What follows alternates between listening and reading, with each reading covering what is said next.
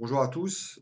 Je sais qu'il y a beaucoup de vidéos aujourd'hui qui circulent sur le web qui parlent de MPN, donc manipulateur, pervers, narcissique. Il y a des très bons témoignages, il y a des bonnes réflexions.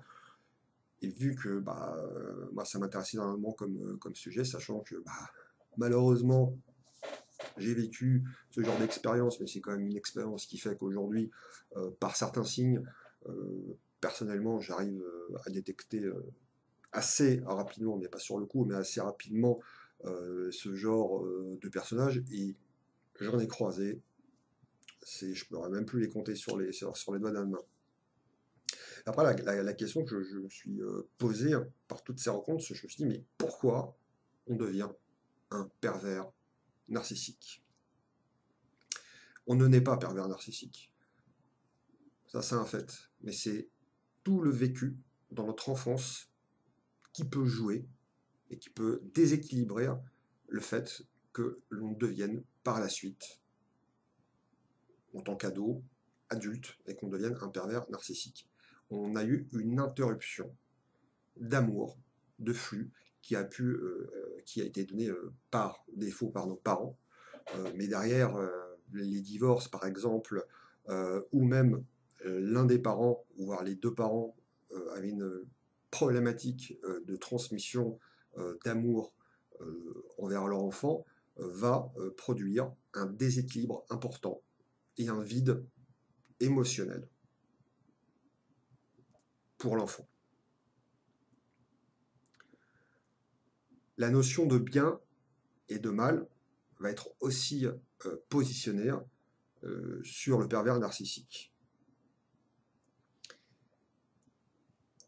On va commencer par ce que recherche le pervers narcissique. Le pervers narcissique, dans un premier temps, va rechercher sa victime.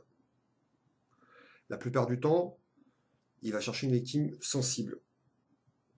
Il va détecter ses failles et il va mettre en place, de manière progressive, on appelle ça filaire, il y en a qui appellent ça filaire, moi j'appelle plutôt ça les fils sur la personne pour pouvoir, un petit peu comme en acupuncture par exemple, appuyer au bon endroit pour faire mal. Et au fur et à mesure de sa prise de domination sur la personne, que ça peut être un homme comme une femme, hein, parce que moi je ne fais pas genre 50-50 ou 80 ou 20 ou etc. Ça peut venir de l'homme ou de la femme, hein, qui peut être pervers ou ultra pervers. Au fur et à mesure, il y a des tests de soumission qui vont apparaître. Vous allez, sur le coup, vous n'allez pas vous en apercevoir, mais vous allez sentir quelque chose. Juste un exemple, par exemple, ta coupe de cheveux qui va mal être positionnée, alors que bon, c'est pas trop grave. Tu dis, c'est bon, tu verras ça dans 10 minutes, un quart d'heure avant de partir, tu te referas une petite beauté, etc.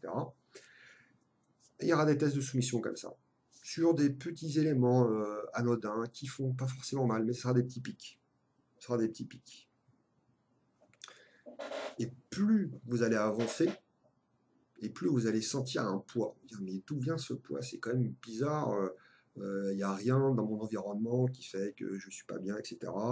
Vous avez, sur le coup, on ne peut pas s'en apercevoir qu'on n'est pas habitué à croiser ces gens-là. N'oubliez pas que leur objectif est de détruire la personne en face. Pourquoi? Parce que ça les fait jouir. C'est leur orgasme ultime, au-delà d'un acte sexuel, etc. C'est leur orgasme. Ça les fait orgasmer, ils sont comme ça, et on ne les changera pas. On ne les changera pas parce que ils n'ont jamais appris à aimer. Donc les personnes qui sont victimes, la plupart du temps, elles se font piéger par ça. Vu que ce sont des personnes sensibles. Les personnes sensibles, la plupart du temps, sont à l'écoute. Et ils veulent apporter leur aide aux personnes qui en ont besoin. Mais la problématique d'un pervers narcissique, il n'en a pas besoin. Il s'en fout complètement de vous. Ce qu'il veut, c'est jouir du mal-être, du malheur de sa victime, même du malheur des autres, en les manipulant, en faisant le serpent, le renard. La personne qui est victime, qui est hypersensible ou sensible, est gentil. On va dire trop gentil, trop con, mais il ne faut pas se changer. il faut rester comme on est, il ne faut pas se faire modifier ou quoi que ce soit. Parce que le pervers, ce qu'il aime bien aussi, c'est vous modifier et jouer avec vous. C'est un jeu, vous êtes un jouet. Un petit peu comme le film avec Pierre Richard, avec le gamin, ça c'est un très bon exemple d'ailleurs. Avec le gamin, le film Le Jouet, hein, si vous vous en rappelez, si vous ne connaissez pas, bah, je vous invite à regarder ce film. Et là, on voit Pierre Richard qui se manipulait par un gamin gâté pourri. Et ce mot gâté pourri, on en vient toujours, hein, sur tout ce qui est au niveau des parents, bah, c'est quand ce gamin avec un déséquilibre entre père et mère, le père qui dit toujours oui, et la mère elle stoppe, ou les deux disent toujours oui, donc l'enfant ne trouve pas un équilibre correct au niveau relationnel parce qu'il obtient tout. Il obtient tellement tout qu'à un moment donné, bah, il faut qu'il fasse des choses qui sont sales. Et ces choses qui peuvent être sales, c'est de manipuler les gens.